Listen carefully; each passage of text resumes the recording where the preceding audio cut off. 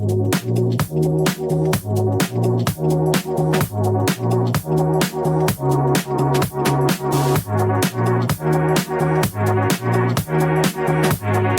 tips aujourd'hui pour ajouter les numéros de page et les pieds de page sur votre présentation PowerPoint. Je vais partir d'une présentation qui est vierge, de sorte que vous puissiez observer comment on va pouvoir travailler. On va déjà commencer par aller dans Affichage, Mode masque, Masque de diapositive. Ici, vous avez ce que l'on appelle les dispositions. Et ces différentes dispositions sont toutes en fonction de la disposition maman. C'est-à-dire que lorsque j'effectue une modification ici, cela va se répertorier sur tous les autres. Les dispositions, ce sont comme les squelettes de vos différentes présentations. Par exemple, ici, je vais faire clic droit, dupliquer la disposition. Cette disposition, je vais la renommer et l'appeler SWOT. Et le SWOT est un type de contenu que l'on fait assez régulièrement, notamment lorsque on présente un projet ou lorsque l'on présente son entreprise. Je vais ici sélectionner les deux encarts et je vais les réduire. Et ensuite, je vais les copier. Hop là. Alors, on va tout resélectionner. Je vais les copier. Hop. En faisant CTRL-C. Et je vais les coller. Ici, donc, comme vous pouvez le voir, je vais pouvoir ajouter des informations pour que la personne sache ce qu'elle doit écrire. Et je vais mettre les éléments. Donc, le SWOT, c'est les forces, les faiblesses, les menaces et opportunités. Hop là.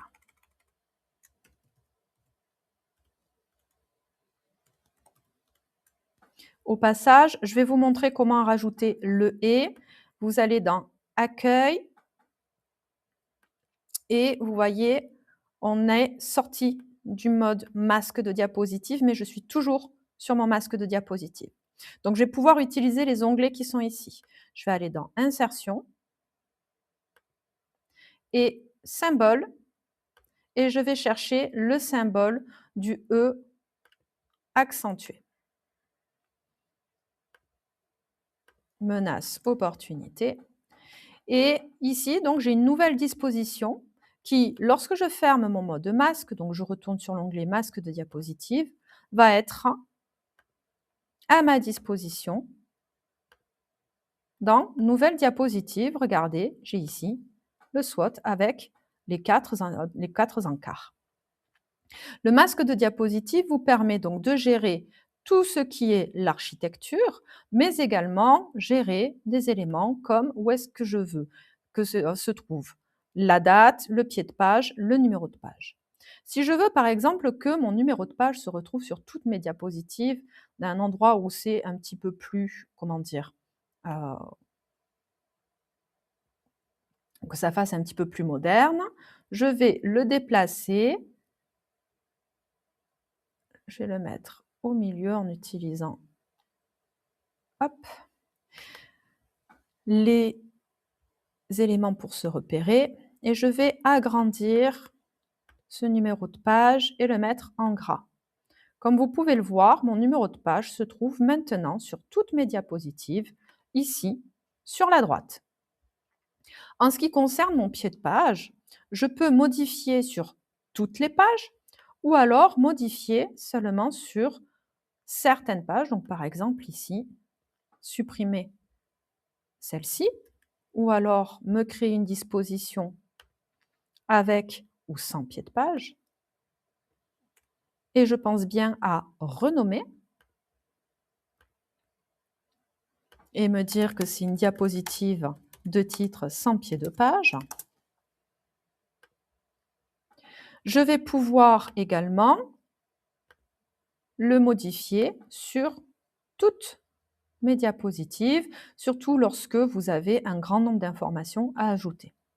Maintenant que vous avez paramétré vos pieds de page, vous pouvez, bien entendu, on le verra plus tard, paramétrer vos arrière-plans, le thème et surtout les couleurs et les différentes typographies que vous devez utiliser.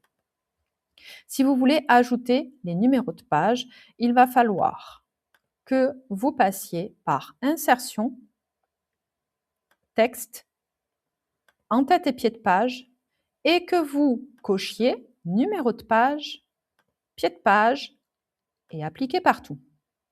Ainsi, comme vous pouvez le voir, j'ai mes numéros de page et mes pieds de page qui s'affichent enfin. Ce pied de page, je peux le paramétrer de sorte que s'affiche mon nom, l'unité d'enseignement et l'année universitaire. J'applique partout et ici, sur chacune de mes diapositives, se trouvera mon pied de page.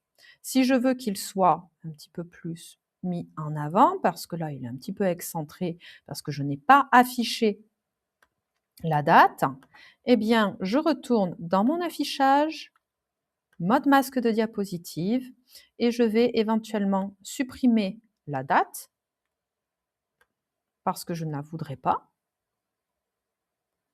Et je vais ici allonger pour que ça corresponde à la largeur de mes espaces de traitement de texte. Si jamais vous avez commencé votre présentation depuis Canva et que vous voulez continuer à travailler sur PowerPoint, vous allez télécharger votre présentation. Pour ce faire, vous allez en haut à droite sur Partager lorsque votre présentation s'affiche sur votre Canva.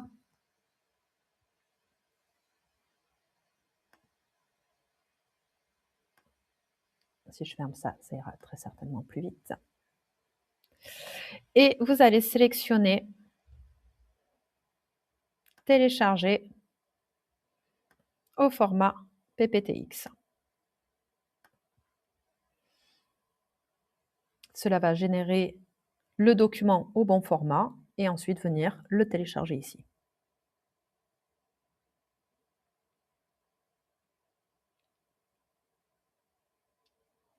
Donc là, le téléchargement va se lancer.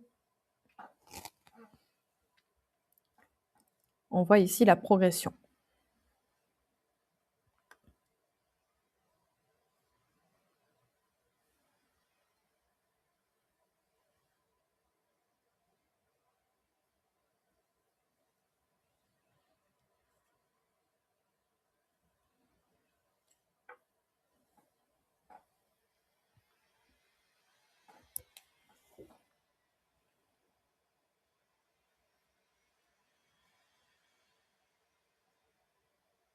Lorsque c'est fait, vous ouvrez le document en question et vous allez pouvoir observer que nous avons un problème au niveau des masques de diapositives.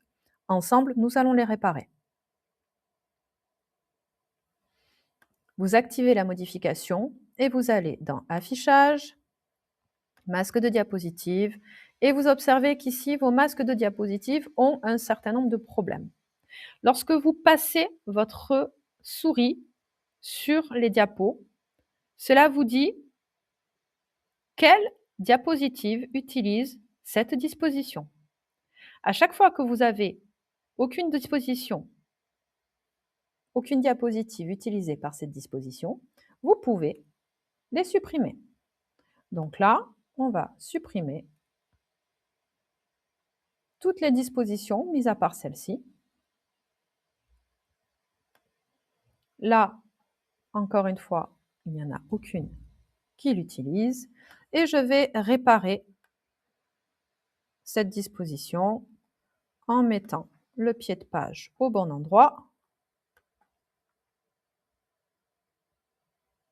et le numéro de page également au bon endroit.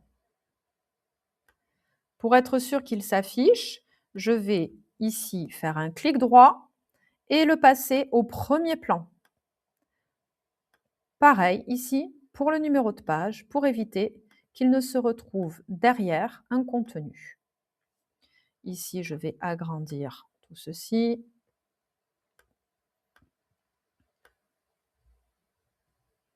Le but du jeu, c'est que je n'utilise pas ces dispositions, mais qu'on ne voit pas que ces dispositions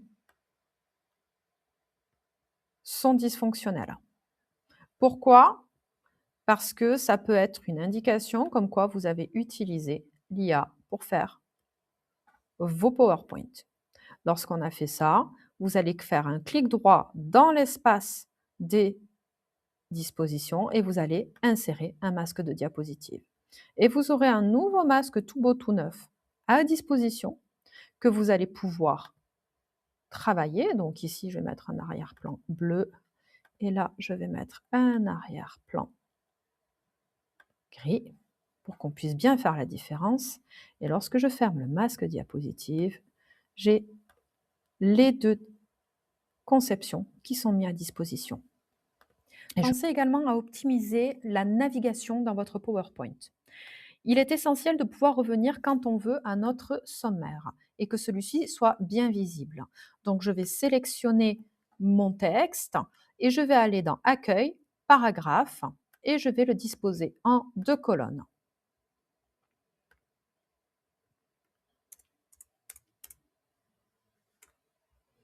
Et je vais agrandir tout ça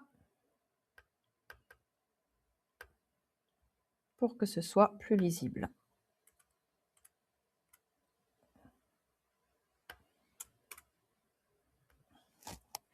J'ai besoin de faire en sorte que lorsque je veux aller aux activités, eh bien, ça puisse ici avoir un lien cliquable et que pour chaque slide ici, je puisse revenir au sommaire.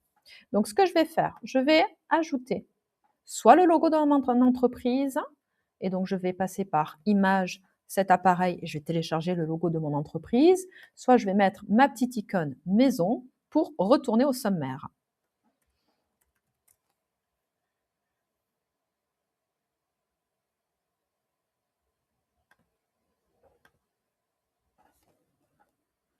Je vais la disposer toujours au même endroit.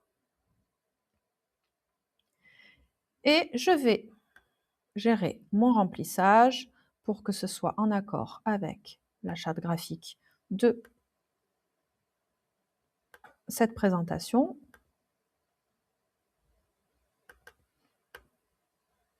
Hop là, allez, on sélectionne. Le format graphique, le remplissage de l'image. Et je vais faire insertion, lien, lien, insérer un lien, emplacement dans ce document et toujours retourner au sommaire. Et ensuite, il me suffit de copier. Là, je fais CTRL-C et sur toutes mes diapositives, je vais faire ici CTRL-V. Ça m'aura copié la couleur, le lien et surtout l'emplacement que je pourrai modifier ensuite à la marge en fonction de mes différentes slides. Ainsi, lorsque je suis ici en train de présenter, il me suffit de cliquer là pour revenir au sommaire. Je fais échappe.